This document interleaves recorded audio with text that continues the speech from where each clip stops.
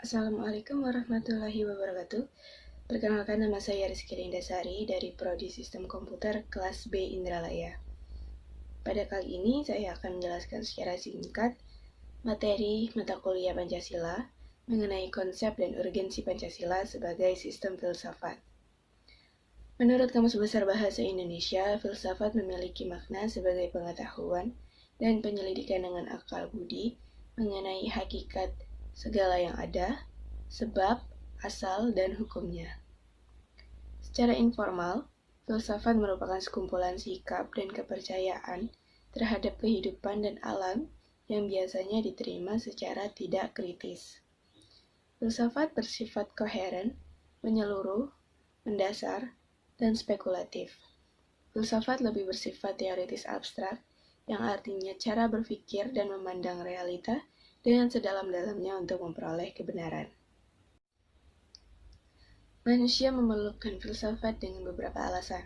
Pertama, manusia telah memperoleh kekuatan baru yang besar dalam sains dan teknologi, telah mengembangkan bermacam-macam teknik untuk memperoleh ketentraman. Kedua, filsafat melalui kerjasama dengan ilmu lain memainkan peran yang sangat penting untuk membimbing manusia kepada keinginan aspirasi mereka. Urgensi Pancasila sebagai sistem filsafat artinya refleksi filosofis Pancasila sebagai dasar negara.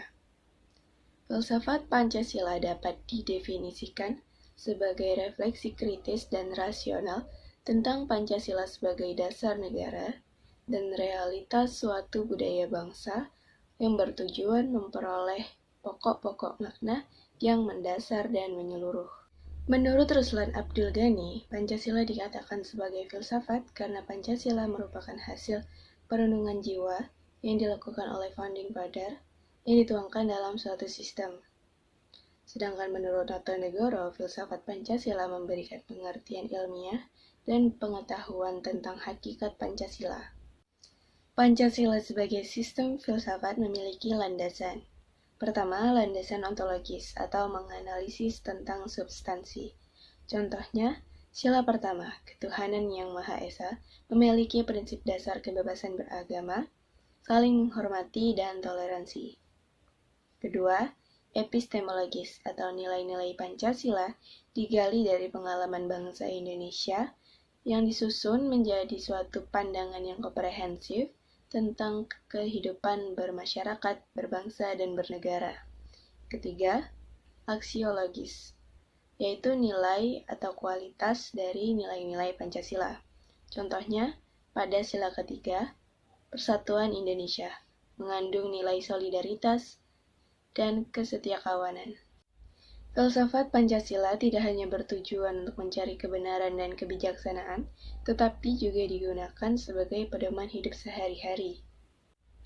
Sebagai sistem filsafat, Pancasila tentunya memiliki tantangan. Tantangan pertama ialah kapitalisme. Kapitalisme merupakan aliran yang meyakini bahwa kebebasan individual pemilik modal untuk mengembangkan usahanya dalam rangka meraih keuntungan yang sebesar-besarnya merupakan upaya untuk menyejahterakan masyarakat. Salah satu bentuk tantangannya ialah dengan meletakkan kebebasan masyarakat secara berlebih sehingga dapat menimbulkan dampak negatif seperti monopoli, gaya hidup konsumerisme, dan lain-lain. Yang kedua ialah komunisme.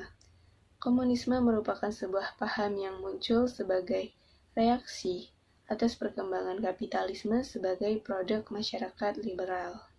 Dari yang telah saya sampaikan sebelumnya dapat ditarik kesimpulan, Pancasila sebagai sistem filsafat merupakan hasil pemikiran yang sedalam-dalamnya dari bangsa Indonesia, yang dianggap, dipercaya, dan diyakini sebagai sesuatu yang paling baik, paling benar, adil, bijaksana, dan sesuai dengan bangsa Indonesia. Pancasila merupakan pandangan hidup serta jiwa dan kepribadian bangsa Indonesia. Demikianlah yang dapat saya sampaikan. Lebih dan kurang saya mohon maaf. Terima kasih. Wassalamualaikum warahmatullahi wabarakatuh.